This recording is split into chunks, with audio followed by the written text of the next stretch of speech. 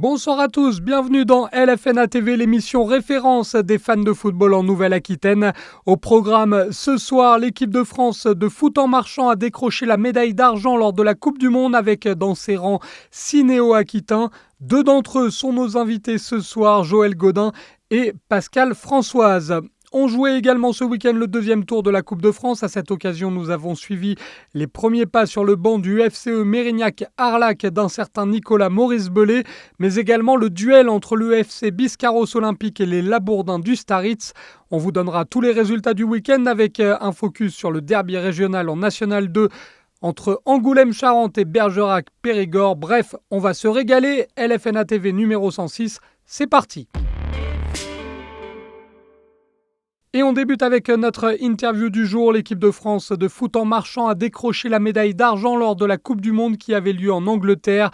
Battus par les Anglais en finale, les Français ont réalisé une superbe prestation dans ce tournoi avec dans les rangs de l'équipe de France 6 membres de la Ligue de football de Nouvelle-Aquitaine. Et on a la chance ce soir dans LFNA TV d'avoir deux internationaux français. On voit les maillots de l'équipe de France et l'équipe de France de foot en marchant. Avec grand plaisir, je reçois celui qui est un habitué maintenant de l'émission, c'est Joël Godin. Bonsoir Joël.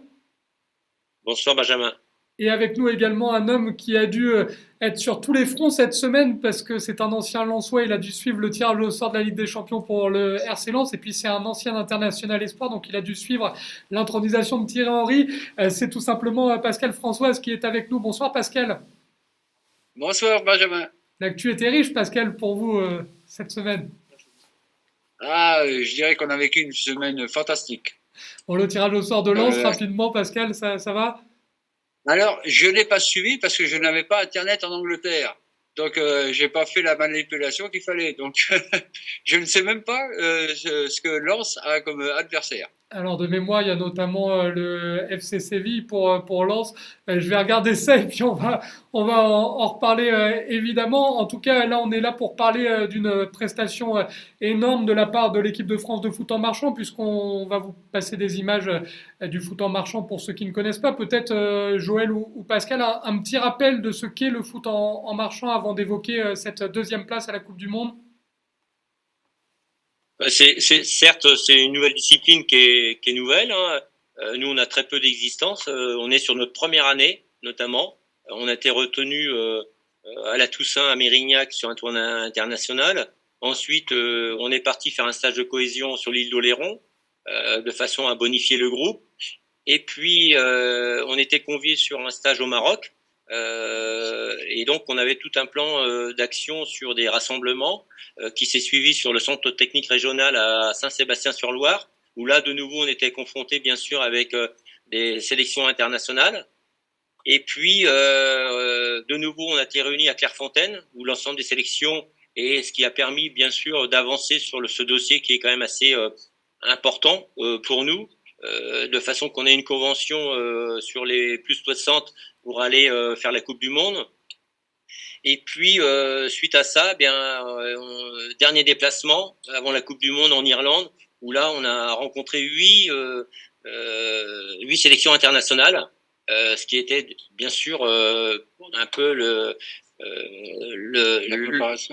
dans notre préparation, la fin de préparation, et ce qui nous permettait de rivaliser bien sûr avec toutes ces sélections, ce qui nous a un petit peu étalé, savoir les bons, les mauvais côtés que l'on avait, les points positifs, les points négatifs. Ce qui veut dire que ça nous laissait à peu près un mois pour aborder bien sûr le 21 août, date du départ pour Derby. Derby en Angleterre sur les terres du pays qui est peut-être le numéro 1 actuellement. De toute façon, ils ont été sacrés malheureusement face à vous en finale champion du monde dans la catégorie des plus de 60 ans. L'Angleterre, l'un des pays précurseurs du foot en marchand. On va les citer parce que c'est important. Il y avait 6 représentants de la Ligue de football de Nouvelle-Aquitaine présents du côté de l'Angleterre. Pascal, alors on va tous les citer. Pascal Blin, Marie Petit dans le staff. 4 joueurs avec Joël Thomas, Joël Godin, les deux Joël, Didier Pelot et vous, Pascal Françoise. C'est une fierté quand même, je suppose, Pascal, quand on a été international espoir, de prolonger le plaisir, de continuer à porter à plus de 60 ans le maillot de l'équipe de France. Alors, je dirais que moi, j'ai eu la chance de faire la Coupe du Monde à l'époque des juniors. en Tunisie. Donc, je débutais ma carrière et sur la fin de ma carrière, je fais une Coupe du Monde de plus de 60 ans. Donc, grosso modo, je dirais que c'est l'apothéose. C'est la cerise sur le Et gâteau puis, pour Pascal. voilà, tout à fait. Et j'ai découvert le football en marchand que au mois de février. Donc, au départ, je me suis dit, mais c'est quoi ça? Et, et puis, et on s'y prend et on se prend au jeu et on se prend d'amitié avec tout le groupe et tout ça. Et ce qui fait qu'on appelle ça, bah, c'est peut-être ce qui nous a permis d'aller jusqu'au bout.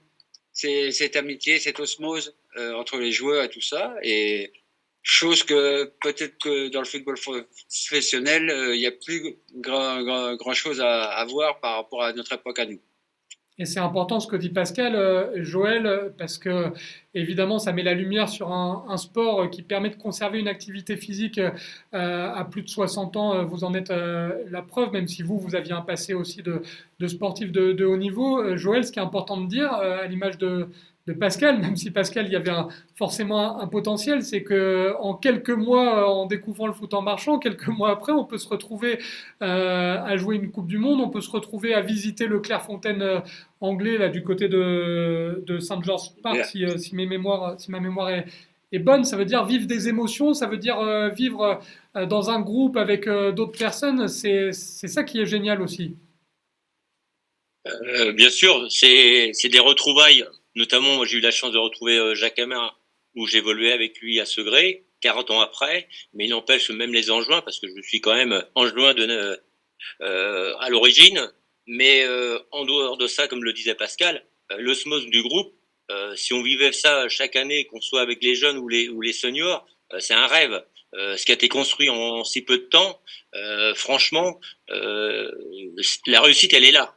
En dehors de ce que si on sait jouer au football ou pas, ou qu'on a des convictions, c'est une histoire humaine, un rapprochement d'hommes avec les mêmes convictions, les mêmes idées, et puis surtout l'intelligence qu'a eu le staff, c'est d'élargir un petit peu le staff avec un préparateur mental qu'on a eu.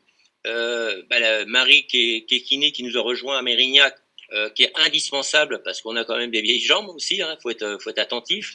Et puis on a eu aussi Pascal qui lui dernièrement était quand même sur une mission FIFA qui nous a énormément servi dans l'observation bien sûr des adversaires et qui a été très très précieux dans ses consignes. Et surtout la retransmission des matchs par l'intermédiaire de son blog. Voilà, et donc il a réussi en plus, en complément de son observation, à retransmettre les matchs, ce qui a permis d'avoir une diffusion très large sur l'Europe. Voilà. Donc, je pense que ça va rejaillir sur notre sport, et notamment sport et santé, parce que même si nous, on s'est préparé minutieusement, on a eu quand même une préparation importante, parce que l'intérêt, est à 100%, et puis surtout, ne pas être blessé, parce que ça ruine un petit peu les espoirs dans ce sport-là. Hein. Une blessure, on peut pas jouer à 80%, c'est pas possible, sachant qu'on marche. Hein. Donc, voilà. Non, c'est franchement une belle réussite humaine, un lien qui s'est créé et un fil conducteur que l'on a eu pendant une semaine, voire des mois auparavant, où chacun a la même idée. Et ça, c'est aussi ce qui est important, c'est l'aventure humaine. On va encore une fois rappeler qu'il n'y a pas que le foot à 11, puisque la Nouvelle-Aquitaine a placé des champions du monde en foot golf, place des vice-champions du monde avec vous en foot en marchant, donc c'est important. Ils étaient injouables, ces Anglais, Pascal, en finale. On sait qu'il y a des anciens de Nottingham, de Birmingham dans cette équipe. C'est une équipe qui est rodée, qui jouait à domicile. C'était injouable? Non. Je pense parce que le premier match, on a joué contre les Anglais. Donc, notre premier match, on a perdu 1-0. Il restait 1 minute de jeu quand on a pris le but. J'irais une erreur. Et par contre, au niveau de la finale, c'est que on a peut-être, nous, les jambes un peu plus lourdes que. Ce qui fait qu'on appelle ça, on a dû avoir un peu plus de mal à se mettre en route. Et puis, ils en ont profité. Voilà. C'est la bière qui est bonne pour la récup, c'est ça? On n'a pas. Pas d'excès. Non, parce que là, on s'est aperçu que si on buvait un petit peu de bière, ça n'aurait pas été possible. À consommer avec modération, bien évidemment. Voilà. Je parlais plus des Anglais, bien évidemment. Donc un bel adversaire. Voilà, ouais, une belle équipe. Et puis, je dirais, en plus de ça, par rapport, je dirais, à Dublin, où on avait rencontré... Irlande. Non, mais à Dublin, ouais. On avait rencontré des Anglais. Bon, c'était pas la même équipe. Alors, là, c'était vraiment convivial. Il n'y avait pas d'accrochage. Alors qu'à Dublin, il y a eu pas mal d'accrochage. Donc, là, on s'est fait plaisir et on a fait plaisir au public surtout. Les prochaines échéances, Joël, pour vous et pour l'équipe de France? Alors de nouveau, il est programmé des présélections dans les 4 zones de France. Il y a 4 zones qui sont déterminées géographiquement au mois d'octobre. Nous, on n'est pas conviés, bien sûr. On sera conviés le 4 novembre à Saint-Nazaire, ce qui s'appelle le Crunch, de nouveau à rencontrer des équipes internationales. Et ensuite, dans le programme, il y aura une osmose avec les nouveaux qui sont retenus sur Clairefontaine au mois de février. Et de mémoire, je crois qu'on a deux nouveaux rassemblements pour préparer les Jeux méditerranéens au Maroc en août de 2024. Bon, ça, c'est pour l'équipe de France de foot en marchant. Et puis, ce qu'on voit derrière le cadre idyllique et le soleil oléronais derrière Joël et Pascal, un petit mot, Joël, pour conclure. Qu'est-ce qui se passe du côté de l'île Oléron Football? Il y a des choses qui se préparent pour la rentrée? Très simplement, chacun était un petit peu pris par ses activités au niveau de la saison. Certains repartent en vacances, donc là c'est un peu plus calme pour le mois de septembre. Et donc nous on profite énormément de notre île parce que on peut imaginer qu'on est quand même dans des très très belles conditions de vie et de climat. Et donc là le mois de septembre c'est sincèrement je conseille à chacun de venir en vacances au mois de septembre parce que c'est vrai que c'est agréable, hein, la preuve. Et puis sportivement, on reprend les plateaux au plan départemental là, mi-septembre. Il y a quelques tournois, mais nous on peut pas y participer pour des raisons que chaque garçon est parti en congé. Et puis ensuite, on a un club de la Vienne qui va venir fin septembre début octobre. Voilà, mais par contre, on continue nos entraînements le dimanche matin et les portes sont ouvertes à tous et toutes, bien sûr. Là, actuellement, sur l'île d'Oléron, on est quand même 25 adhérents et adhérentes. On a de nouveau une équipe en élite pour cette nouvelle saison et une équipe en découverte, voire peut-être une deuxième parce qu'on a quelques coups de fil qui sont arrivés ce week-end là où des gens veulent un petit peu essayer. Donc voilà le message qui est passé sur les différents réseaux, les journaux, la télévision fait que il y a des gens qui posent un certain nombre de questions et moi j'étais sur le recyclage BE hier. C'est un petit peu les sujets transverses que l'on a d'échanges avec les différents clubs charentais et Charente-Maritime bien sûr à ce sujet parce que voilà c'est pas innocent. Alors Benjamin, oui, il y a une chose que tu nous as pas demandé. Ah oui, il faut montrer la médaille, c'est important, la médaille qui reflète avec le soleil, puisque on va encore vous féliciter, vous avez dignement représenté la Nouvelle-Aquitaine. Bravo à Pascal, Joël et aux 4 autres membres de l'équipe de France de foot en marchant des plus de 60 ans. Vice-champion du monde, on rappelle, c'est pas rien quand même, Joël et Pascal. On va juste donner l'info à Pascal, puisqu'il était en Angleterre. Il y aura un club anglais justement pour le Racing Club de Lens. Il y a Arsenal, ça va rappeler des bons souvenirs au sang et or, ou des mauvais d'ailleurs plutôt, puisque notre génération a été marquée par un Lens Arsenal un peu volé par les Anglais. Et puis il y avait PSV Eindhoven aussi et FC Séville. Voilà pour les 3 futurs adversaires de Lens. Ça fait du beau monde, Pascal. Gros. Oui, gros groupe. Et ça fait des grosses ambiances à venir à Bollaert et dans les autres stades. Et puis juste avant de se quitter peut-être, parce qu'on l'a suivi dans LFNA TV à plusieurs reprises, le bilan des stages avec la Fondation Real Madrid, Joël. Bilan très très très positif. En inscription, on a j'ai la chance d'être sur des stages quand même très importants autour de 100. J'ai fait Cognac, Merpin, Oléron, Pornic, Perros-Guirec. Voilà, sur la côte atlantique, c'était pas mal. Maintenant, j'ai des collègues qui étaient ailleurs. Beaucoup d'inscriptions, beaucoup de réussites et puis des retours très positifs au niveau de la fondation. qui présage bien sûr des lendemains encore où l'effectif et les coachs vont s'étoffer parce qu'on a beaucoup de demandes. Voilà. Et surtout, merci à vous de mettre en lumière ces stages qui permettent surtout à nos enfants de prendre beaucoup de plaisir.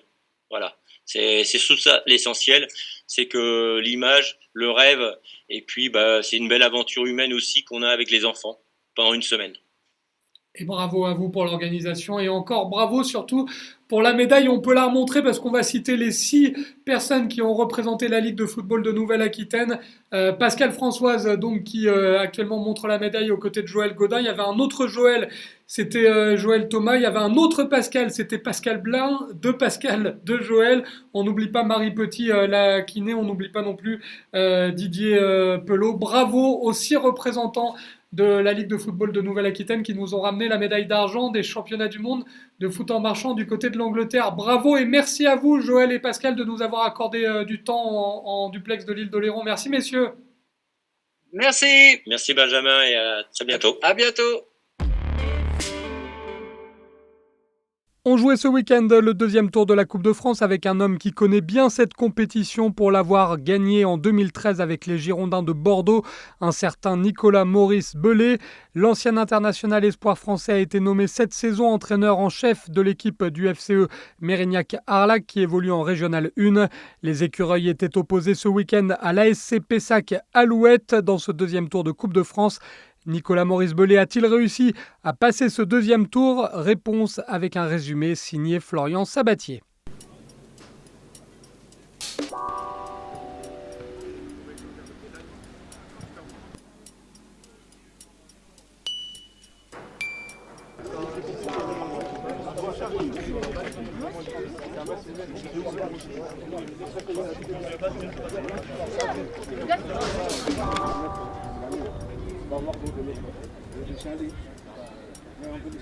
Non, pas forcément. Après, c'est aussi par rapport à mon parcours. Je suis passé par exemple par l'école de l'INF Clairefontaine Jeune. Donc ça a forcément impacté ma décision de devenir coach. Après, au fur et à mesure, j'étais toujours intrigué par la tactique et après ma carrière, parce que j'avais arrêté sur blessure, je me suis rapproché du club de Mérignac-Arlac et puis j'ai commencé à passer en 18 ans, après au monde senior et me voici ainsi avec la senior R1. Forcément, parce que c'est aussi pour se jauger, parce que c'est des situations qui sont complètement différentes, avec un public différent, mais aussi qui est au niveau de la compétition, c'est le plus haut niveau. Et moi, ça aussi, ça va me permettre de me découvrir aussi dans mon caractère de coach. Et puis, j'espère que ça va continuer comme sur les années précédentes par rapport à la position de Mérignac-Arlac. Pourquoi facilement? Parce que Nicolas était chez nous l'année dernière, il a travaillé avec l'équipe réserve. Il avait eu auparavant l'équipe U18, il est donc bien connu du club, il connaît bien lui les structures du club également. Il a un passé qui parle pour lui forcément, il a une capacité à entraîner qui ne fait pas de doute à l'ensemble de la direction du club. Donc voilà, c'était une solution de continuité au moment du départ de Yacine, de manière à pérenniser l'esprit qu'il y avait déjà l'année dernière. Ils avaient eu l'occasion de travailler pas mal ensemble sur les derniers mois de la saison. Donc c'était le choix logique de poursuivre l'aventure de cette manière. Alors bien sûr, Clève Cocassa est resté entraîneur adjoint. C'est un garçon qui a joué de nombreuses années ici, qui était déjà adjoint l'année dernière, l'année d'avant. Voilà, donc il connaît bien les différentes strates du club. Le club, il est forcément en permanence en rediscussion avec les uns et les autres. On essaye d'ajuster quand il y a besoin, de faire au mieux, mais la continuité, elle est importante. Le groupe de joueurs a très peu bougé, donc c'est aussi un signe que tout le monde se sent bien ici, que le projet reste le même, que tout le monde s'inscrit au maximum dans le projet et il faut que ça se poursuive comme ça. Ouais.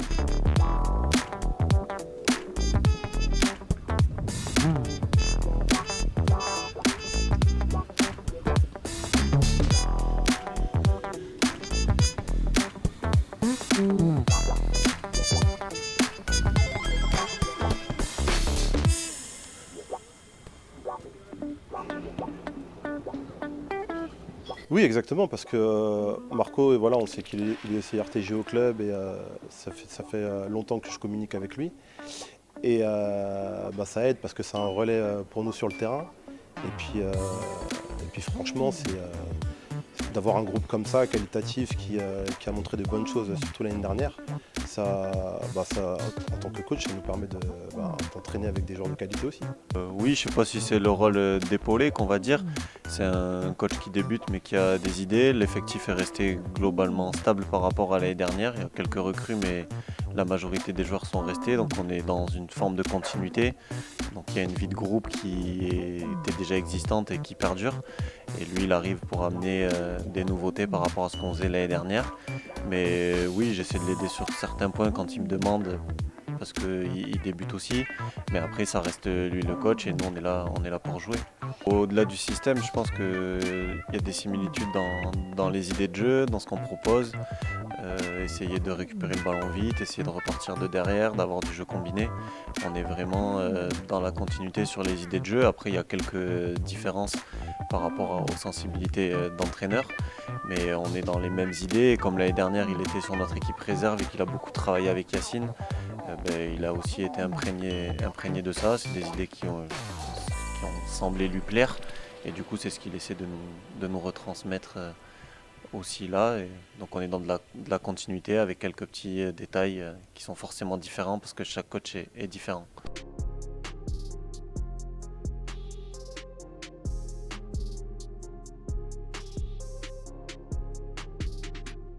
Début de cette rencontre de Coupe de France entre Mérignac-Caralac et Pessac-Calouette. Dès les premiers instants de la partie, les écureuils se mettent en évidence sur un ballon dans la profondeur. Le gardien Pessac est en retard. Penalty logique. Il va être conclu par Quentin Valadier.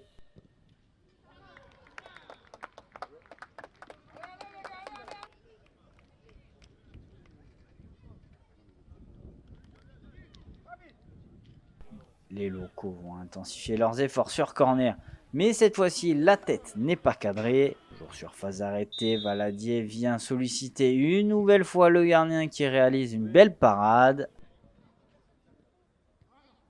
Dans les toutes dernières minutes de la première mi-temps, Pessac parvient à sortir, mais le portier adverse parvient à se saisir du ballon. Fin du premier acte, Mérignac mène logiquement 1-0 à la pause. Au retour des vestiaires, on va avoir un petit copier-coller de la première période. Quentin Valadier va faire l'étalage de sa patte gauche avec un coup franc qui finit en pleine lucarne pour le but du break.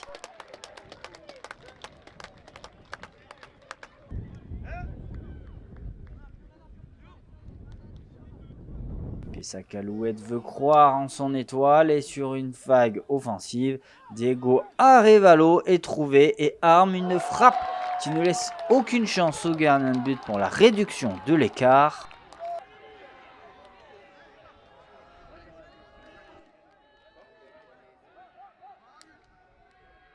Mérignac repart de l'avant et sur un service en retrait, Marc Rafa enchaîne instantanément, mais le gardien se saisit du ballon non sans difficulté. On se rapproche des 20 dernières minutes, Pessac y croit et suite à un corner, Reggie Floré tente sa chance et voit sur sa route Hassan Chechbouk qui dévie le ballon sur sa barre transversale. Ne voulant pas se faire prendre à revers, Mérignac va profiter d'un centre côté gauche. Florian Portuguès est trouvé et catapulte sa tête au fond des filets pour le 3-1.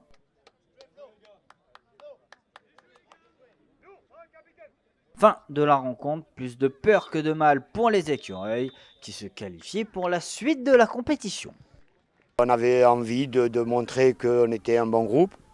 Voilà, on a voulu sortir la tête haute.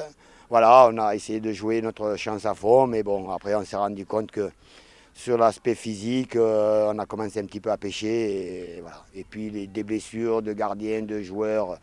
Malheureusement, on a eu un dimanche un petit peu noir. Mais bon, c'est la coupe, c'est pas grave, vaut mieux perdre contre Arlac que perdre contre une équipe de district ou quoi que ce soit, tout en respectant bien sûr le niveau. C'est juste qu'on sort, pour moi, on sort la tête haute. On a montré une bonne image de nous. Oui, forcément, on est toujours satisfait de passer à ce deuxième tour, parce que c'est le principal de toute façon dès que tu joues en coupe. Après, c'est vrai que le contenu, on s'attendait à ce qu'on fasse mieux, mais voilà, le principal, c'est de gagner et de passer à autre chose. Exactement, je pense qu'après le 2-0, on était sur un faux rythme. Et ça a donné en fait l'opportunité à Pessac Alouettes déjà de avoir 2-3 opportunités. Finalement, ils ont réussi à réduire le score et forcément, ça change la donne, ça leur donne du peps et nous, ça nous met du doute. Et je trouve qu'à un moment, on était près du 2-2 et heureusement avec le 3-1 qui a enterré les espoirs adverses, mais sinon, ça n'a pas été évident. Autre duel que nous avons suivi ce week-end dans ce deuxième tour de Coupe de France, la rencontre entre les Landais du FC Biscarrosse Olympique et les Basques des Labourdins du Staritz. Le résumé de ce match vous est proposé là encore par Florian Sabatier.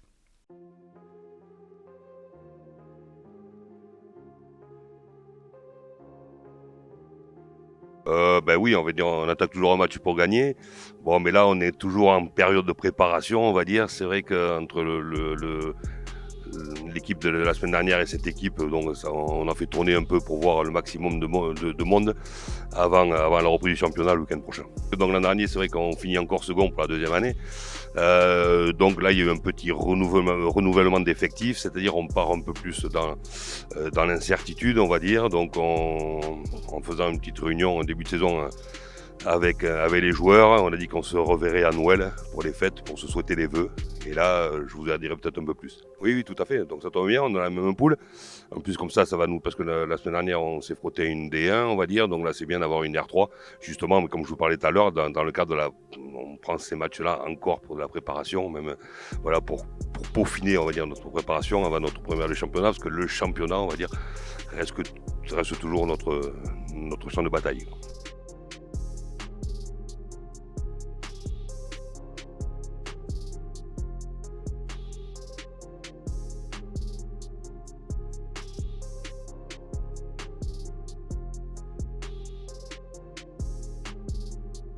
Début de ce deuxième tour de Coupe de France entre le Biscarrosse Olympique et Ustaritz. Dès les premiers instants de la partie, ce sont les Basques qui se mettent en évidence sur corner, mais sans réel danger.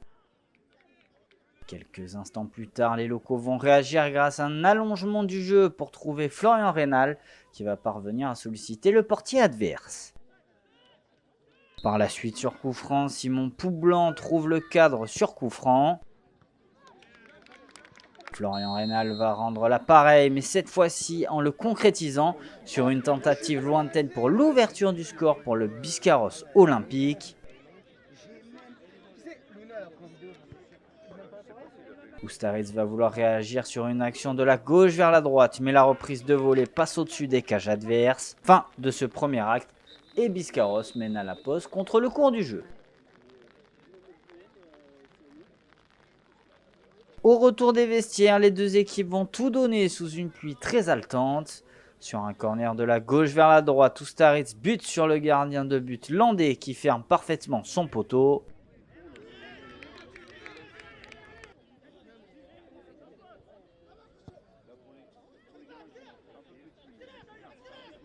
Les Basques insistent pour revenir à la marque et sur un long ballon, Nathan Bonnet voit encore le gardien sur sa route avant que la défense des Bleus et Blancs fasse corps.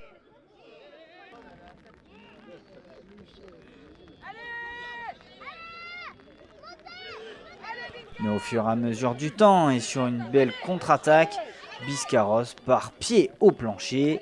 C'est Bruno Rodriguez qui tente une première fois et c'est Thomas Brechenmacher qui conclut pour le 2-0.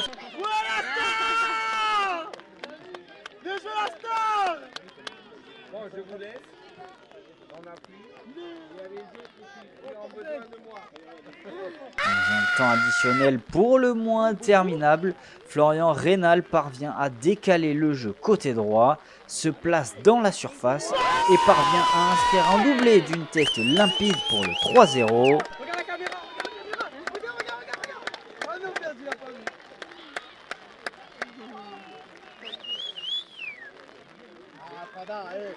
Fin de la rencontre et qualification du Biscarrosse Olympique pour le troisième tour de la Coupe de France. Oui, une véritable satisfaction, ça permet de finaliser la préparation et surtout de vraiment préparer avec un bon effectif la reprise du championnat qui commence le week-end prochain, qui est la réalité, ce pourquoi on joue, mais là c'est pour les joueurs et je suis content pour eux. Non, du tout. Voilà, franchement, se situer non. Là, on vient juste de découvrir une équipe de R3 d'une nouvelle poule. Voilà, j'étais coach à Asparen l'année dernière. On jouait avec Ustaritz et on n'avait pas ces équipes-là. Donc la poule a complètement changé. Donc ça nous donnera des enseignements. Maintenant, je sais comment ils jouent. Je sais exactement ce qu'il y a à faire. On jouera notre carte pleine pour essayer de rendre la pièce ici. Voilà. Donc c'était un match plein d'enseignements, mais voilà. On termine la prépa, mais on continue à se préparer. Il y avait des absents aussi chez moi. Je ne sais pas eux, mais voilà. Moi je sais que j'ai d'autres choses à proposer aussi. Des joueurs ont montré des choses, il y en a qui se sont blessés aussi. Donc voilà. C'est plein d'enseignements, mais ça n'en fait pas une vérité du moment. Là c'est bien pour eux. Voilà. Nous on travaille et puis on continuera notre chemin tranquille sur d'autres choses. Parmi les autres résultats marquants de ce deuxième tour de Coupe de France, à noter la belle victoire du club d'Île-d'Oléron Football face à l'US Marraine, 6-2. La victoire du CMO Bassin, 8-1 contre l'US Artiguaise. Le carton du FC Nersac face à Jantes, 6-1.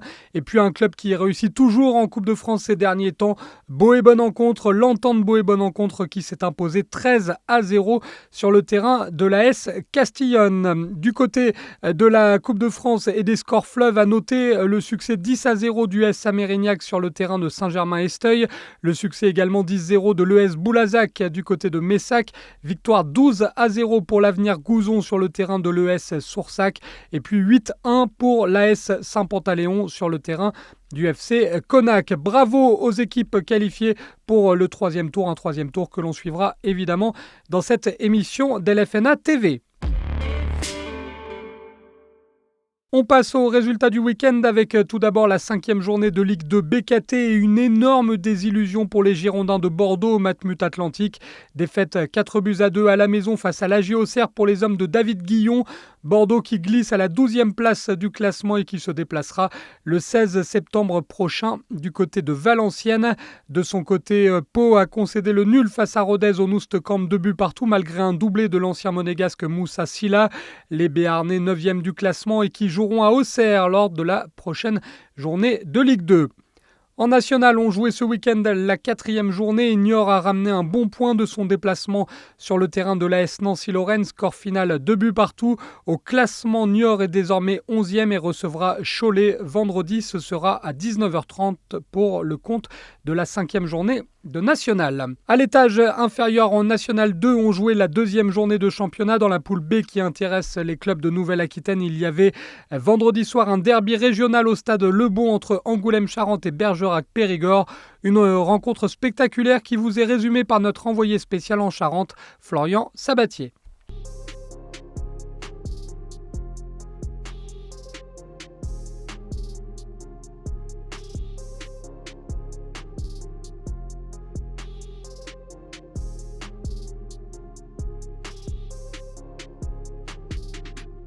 Début de cette rencontre de National 2 entre Angoulême-Charente et le Bergerac-Périgord FC. Dès les premiers instants de la partie, ce sont les visiteurs qui se mettent en évidence sur coup de pied arrêté, mais la défense charentaise fait bloc. On dépasse la 25e minute de jeu et sur un nouveau corner, cette fois-ci, Luca Doumaï reprend comme il vient le ballon et ouvre la marque pour les siens. Insatiables, les hommes de Yacine Azza vont remettre un coup de collier par l'initiative d'Hicham Mlab sur une tête magnifiquement décroisée. Mais dans un match complètement fou, Angoulême réduit la marque à la 38e minute de jeu par Arnaud Buisson. Fin de la première période où rien n'est encore fait. Au retour des vestiaires, Angoulême va se montrer de plus en plus pressant pour revenir à la marque face à son public.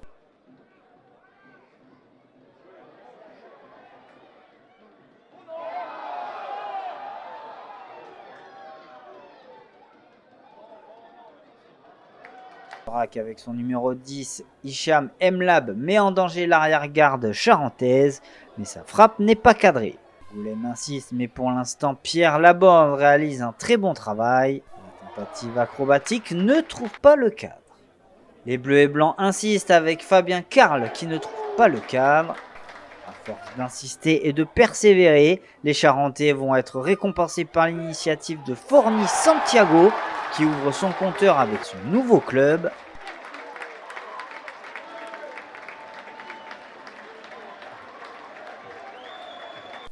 Dans les dernières minutes de la rencontre, Angoulême n'est pas loin de s'offrir la victoire, mais la frappe de Fabien Carle heurte le montant adverse.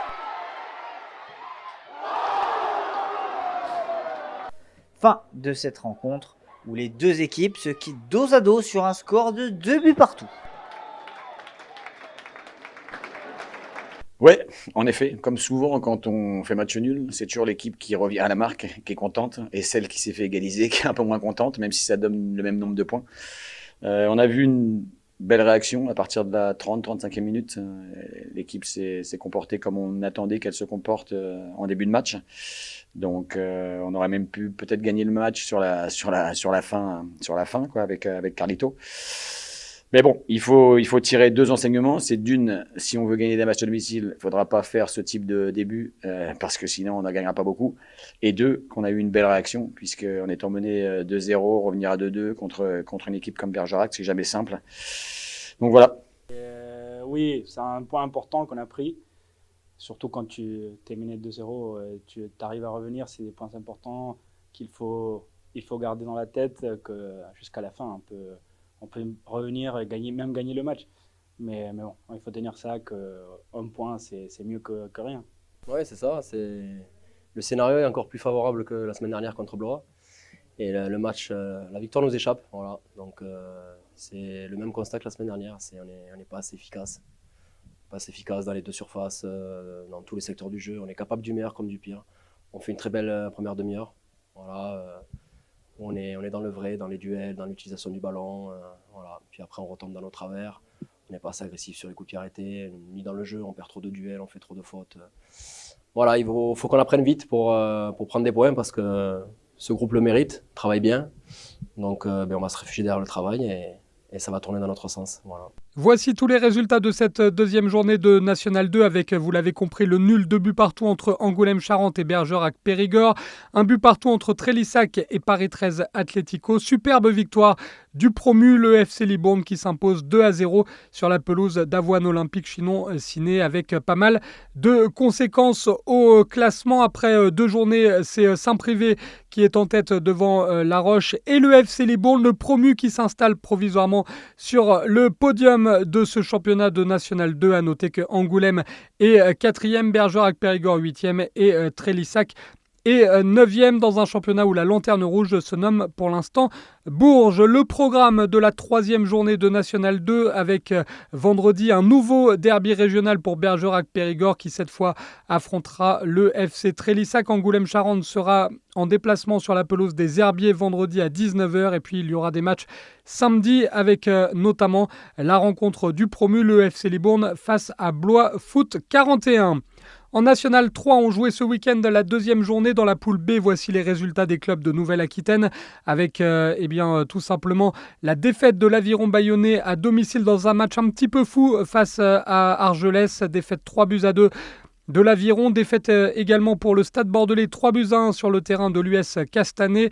Match nul 1 but partout entre les Genêts d'Anglette et l'US Lège Cap-Ferré. Saint-Paul Sport est allé gagner 2-1 à l'extérieur et puis 2-1 également en faveur de la réserve du Pau FC face à l'autre réserve, celle des Girondins de Bordeaux. Conséquence au classement dans cette poule B, l'US Castanet est en tête, l'US Lège Cap-Ferré est 3e du championnat, les Girondins de Bordeaux sont 7e, Saint-Paul Sport 8e, le Pau FC, la réserve est 10e devant les Genêts d'Anglette et le Stade Bordelais, l'Aviron Bayonnais est 13e avec toujours 0 points. Voici le programme de la 3e journée de cette poule B avec samedi à 18h le déplacement de l'Aviron Bayonnais sur le terrain donné le Château. Il faudra prendre au moins 1 point pour lancer la saison du côté basque. Il y aura le match entre Saint-Paul Sport et Canet-Roussillon. La rencontre à domicile pour le Stade Bordelais face à Saint-Estève-Perpignan. Il y aura l'US Lège Cap-Ferré à domicile contre la réserve du Pau FC.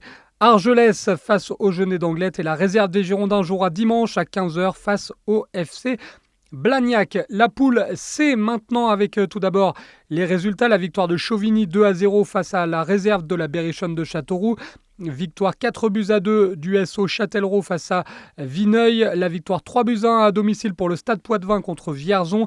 Et puis la victoire de Chambray face à Panazol 3-2 ou encore dimanche 2 matchs avec notamment le FC Montlouis qui s'est imposé à Bourges 3-0. Conséquence au classement, le FC Montlouis est leader avec un meilleur goal average que le Stade Poitvin qui réalise un bon début de saison. 2 victoires en 2 matchs pour les Poitvins qui sont devant l'US Chauvigny au classement. 4e le FC Chambray, 5e le promu l'AS Panazol. Et puis si on descend un petit peu dans le classement, Châtellerault est 10e avec la Lanterne Rouge qui se nomme Bourges Foot avec 0 points en 2 matchs. Le programme de la 3e journée de cette poule C avec la rencontre pour Châtellerault à l'extérieur samedi à 18h30 sur le terrain du FC Vierzon. Il y aura Montlouis contre Chauvigny à 19h samedi. Dimanche, il y aura plusieurs matchs, notamment le déplacement du FC Chambray à Châteauroux ou encore le déplacement du Stade Poitvin du côté de Bourges-Moulot et l'AS Panazol à domicile face à Château-sur-Loire. Toujours concernant le National 3, on vous donne les résultats de la 2e journée de la poule D. Cette fois avec à 18h plusieurs matchs. La victoire de la réserve des Chamois Niortais contre la réserve du Stade Lavallois. Et puis le FC Choré est allé décrocher un nul encourageant sur le terrain de la réserve du FC Nantes. Score final 1 but partout au classement. Le FC Chamois Niortais est 5e, Choré est 9e. Avec 2 points. Prochaine journée ce week-end avec les Chamois Niortais qui seront en déplacement du côté de l'USSA Vertou. Et puis Choré jouera samedi en match décalé à 19h face au Sable FC OC. On passe aux résultats chez les jeunes maintenant avec le championnat national U19. On jouait ce week-end la 2e journée. Avec dans la poule C la victoire 2-1 du SA Mérignac face au Guingampais de l'en avant. Il y aura également des regrets du côté des Girondins de Bordeaux puisque l'équipe entraînée par Erwan Lanuzel a concédé une défaite 2-1 sur sa pelouse face au FC Lorient. Au classement, le FC Nantes est en tête devant le Stade brestois et le FC Lorient. 4e place pour l'instant pour le SA Mérignac. Les Girondins de Bordeaux, eux, sont 10e avec 0 points au compteur. On termine cette émission avec les U17 nationaux dans la poule E. Défaite pour les Girondins de Bordeaux, 3-1 sur le terrain de Rodez. C'était à 15h samedi. À noter le nul 1 but partout du SA Mérignac sur le terrain du FC Istres. C'était dimanche à 11h. Et puis le FC Marmande 47 a concédé une défaite à la maison, 3-2 face au SC Balma. Au classement, ça donne l'Olympique de Marseille toujours en tête, 2 victoires en 2 matchs pour les Phocéens. Le club des Girondins de Bordeaux est 7e avec 3 points. Il y a un petit peu plus bas dans le classement, à la 12e place, le SA Mérignac et à la 13e, le FC Marmande 47 qui n'a toujours pas décroché le moindre point. Enfin, dans la poule F qui intéresse également les clubs de Nouvelle-Aquitaine, il y avait 2 matchs qui nous concernent. Le S Saint Football a perdu 3-0 sur le terrain de l'en avant Guingamp et puis défaite là aussi lourde. 3-0 sur le même score des Chamois Niortais sur le terrain du SCO Angers. Il va falloir se reprendre pour les U17 de Nouvelle-Aquitaine au classement. Sainte est 11e avec toujours 0 points. 0 points également pour les Chamois Niortais qui sont 13e avec -5 à la différence de but. LFNA TV numéro 106, c'est désormais terminé. Je remercie Florian Sabatier à l'édition. Merci à vous pour votre fidélité. N'hésitez pas comme d'habitude à partager et à commenter cette émission sur les différents réseaux sociaux de la Ligue de football de Nouvelle-Aquitaine. On se retrouve lundi prochain pour un nouveau numéro. D'ici là, vous n'oubliez pas le plus important, le foot, qu'il soit professionnel ou amateur, c'est simple, ça reste un jeu.